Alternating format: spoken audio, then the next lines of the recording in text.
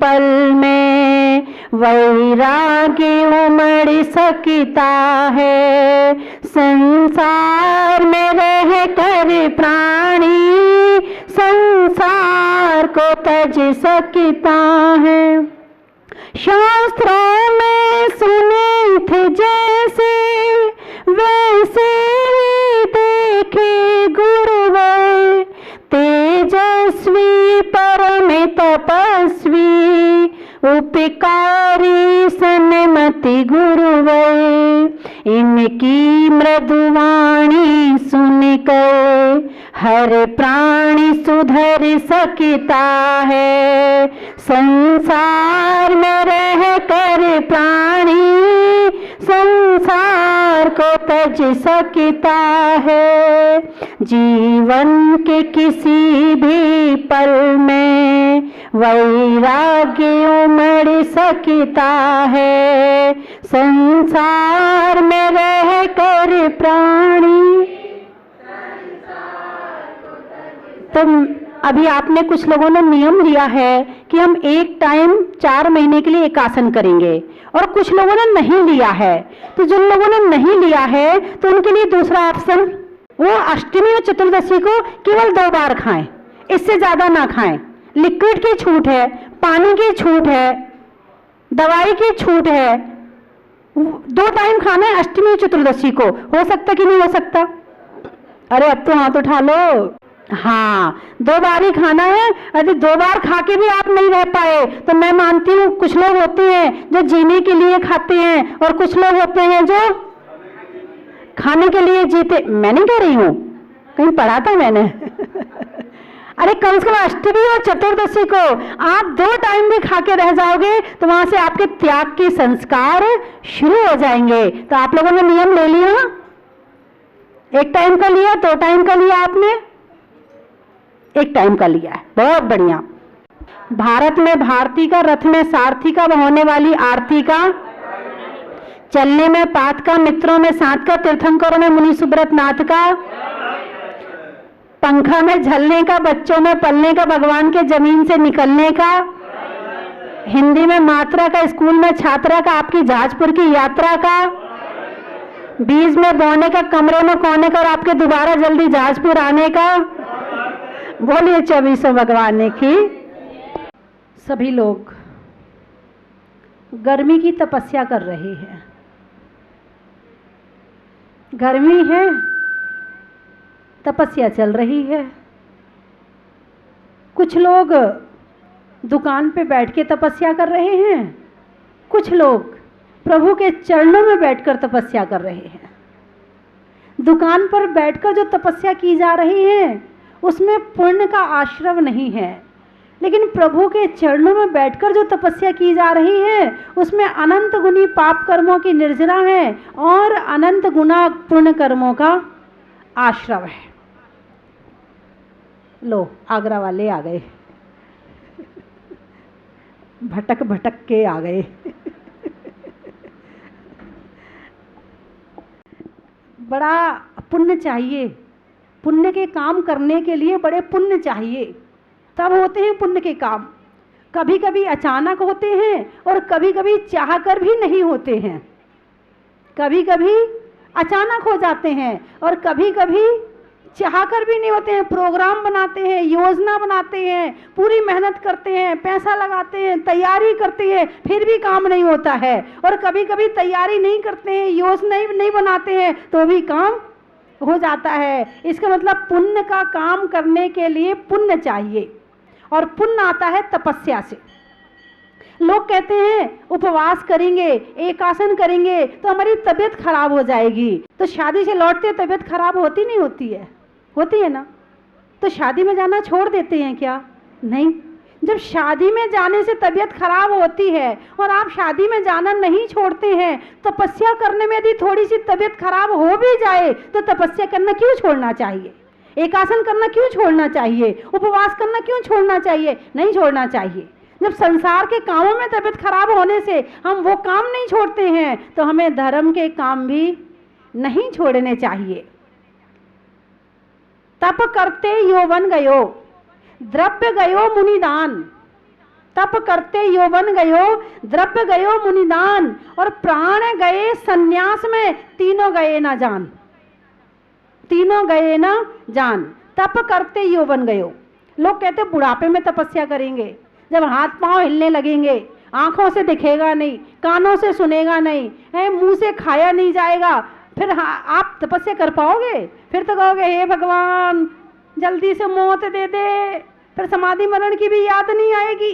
जो तपस्या करेगा उसका समाधि मरण का भी रास्ता खुल जाएगा, और जो तपस्या नहीं करेगा उसका समाधि मरण का भी रास्ता नहीं खुल पाएगा। तो इसीलिए तप करते यौवन गयो। यदि जवानी में आपने तपस्या कर ली तो मानना हो गई, बुढ़ापे में तो वो भी नहीं होने वाली है।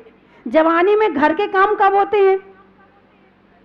जवानी में कब होते हैं? जवानी में दौड़ दौड़ के काम करते हैं, झट दौड़ दौड़ के भोजन बनाते हैं, दौड़ दौड़ के पानी भरते हैं, दौड़ दौड़ के टिफिन बना बना के भाग भाग के देते हैं। क्या दौड़ दौड़ के काम कर रहे हैं? देखो दुकान दौड़ दौड़ के जाते हैं, भाग भाग के ग्राहक को निपटाते हैं, फटाफट नोट गिनते हैं। बुढ़ापे में तो नोट भी नहीं गिने जाएंगे।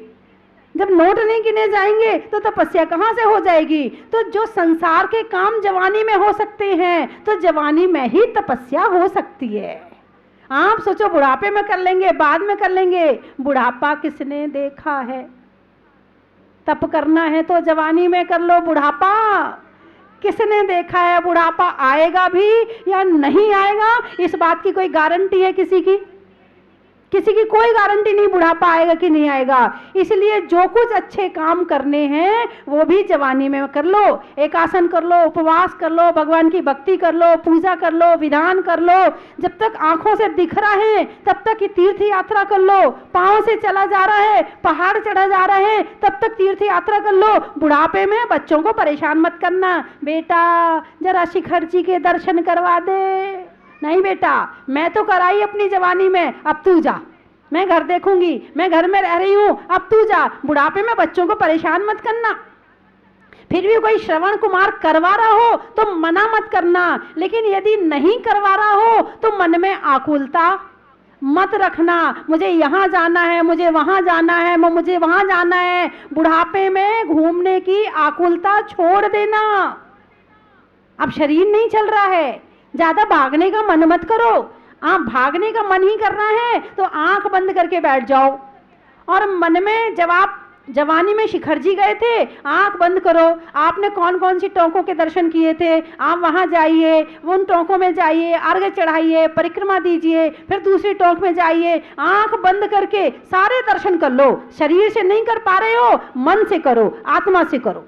बुढ़ापा इसीलिए होता है जो आपने सारी जिंदगी किया है, अब सारी जिंदगी का लेखा जोखा जो हिसाब किताब मिलाते हैं ना। अब जवानी में तो फुर्सत नहीं मिल पाई हिसाब किताब मिलाने की कि हमने क्या अच्छा किया है, क्या गलत किया है। जवानी में तो फुर्सत नहीं मिल पाई है, बहुत काम रहते हैं। बुढ़ापे में कोई काम नहीं रहता है, हाथ पैर ही नहीं चलते हैं, तो बैठे रहो। अम्मा जी बैठे रहो, आप मत किया करो, ये पटक देती हो, वो पटक देती हो, आप मत किया करो, हम कर लेंगे सब। अब आपको बैठने मिल रहा, आराम से बैठो, खुशी से बैठो, मन को प्रसन्न करके बैठो, और बैठ करके आंख बंद करो, और जिन जिन तीर्थ पे आप जवानी में गए हैं सबके दर्शन कर लो।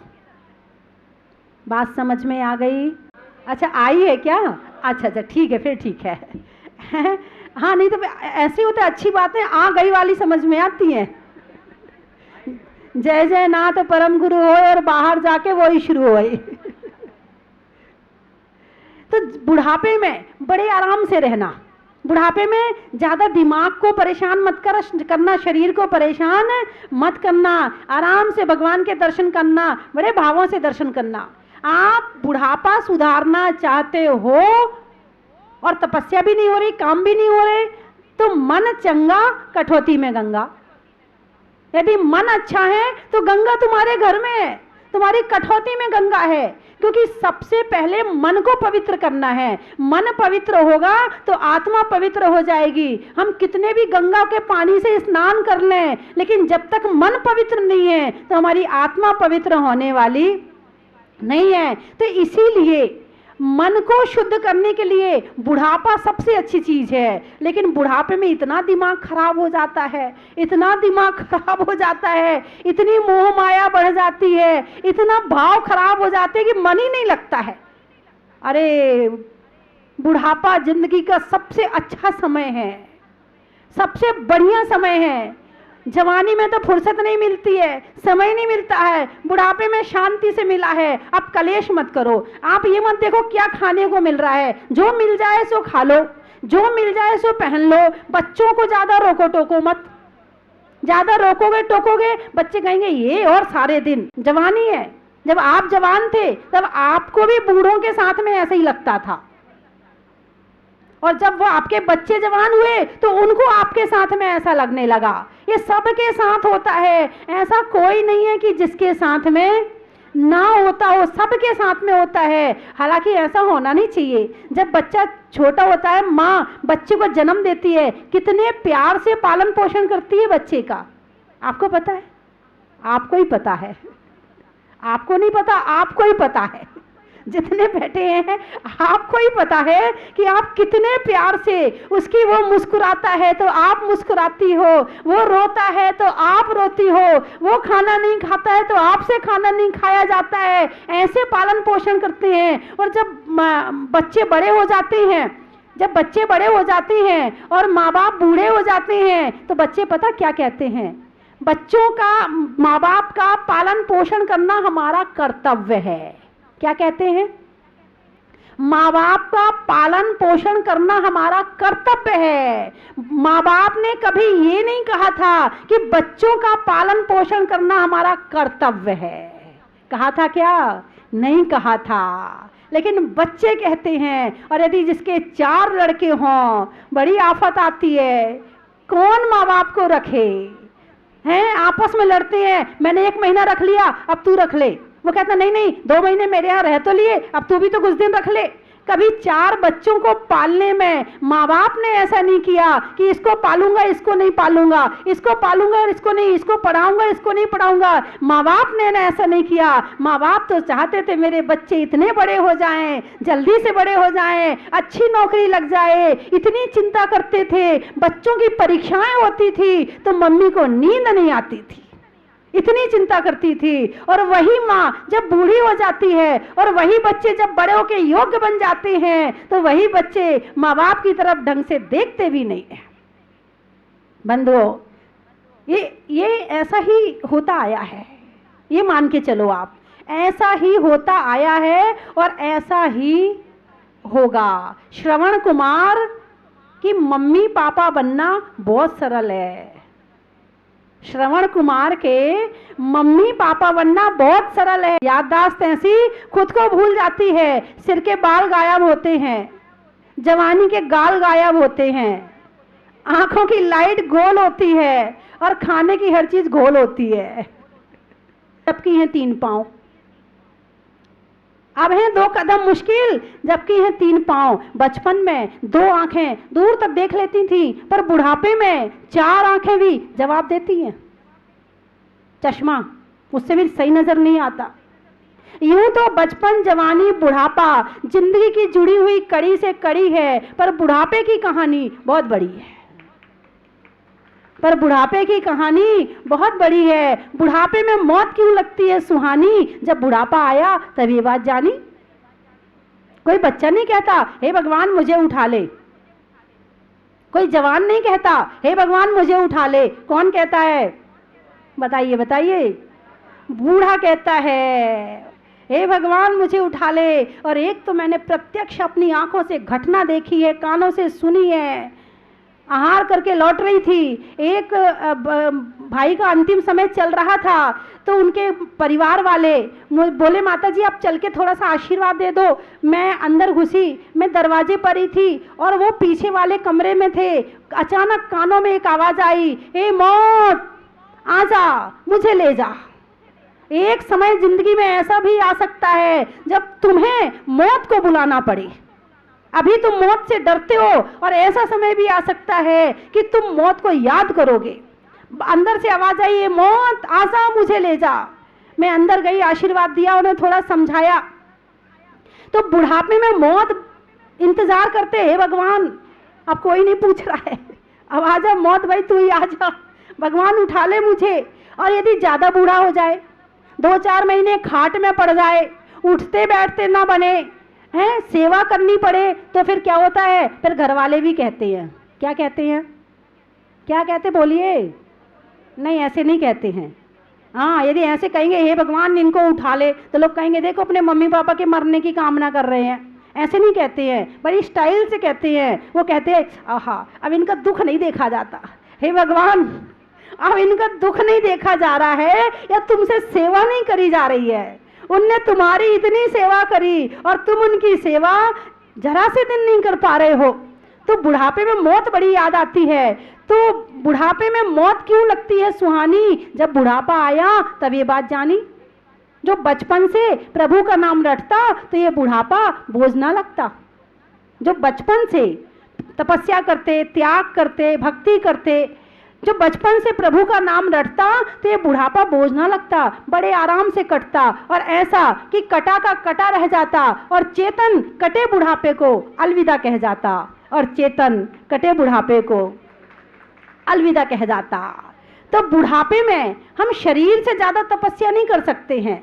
बुढ़ापे में मानसिक तपस्या कीजिए, भावों को शुद्ध रखिए, भावों को अच्छा बनाइए। ये सबसे बड़ी तपस्या है, दुनिया की सबसे बड़ी तपस्या है। मान लो एक व्यक्ति पूजा कर रहा है, क्यों कर रहा है? मन को शुद्ध करने के लिए। माला फेर रहा है, क्यों फेर रहा है? मन को शुद्ध करने के लिए। उपवास कर रहा है, व्रत कर रहा है, क्यों कर रहा है? मन को शुद्ध करने के लिए। तो जितने धर्म के काम होते हैं, चाहे प्रवचन सुन रहे हो आप, प्रवचन क्यों सुन रहे हो? वो भी मन को शुद्ध करने के लिए। और मन शुद्ध है तो समझ लो सारी तपस्या सार्थक है। और माला भी फेरी, पूजा भी करी, त्याग भी किया, मन शुद्ध नहीं है तो तपस्या भी अधूरी है तो सही, ये नहीं मान सकते कि खराब हो गई, है तो सही मगर पूरी नहीं है। तो हमारी तपस्या तब पूर्ण होती है जब मन शुद्ध हो जाता है, और मन शुद्ध हो गया तो जीवन अच्छा बन गया।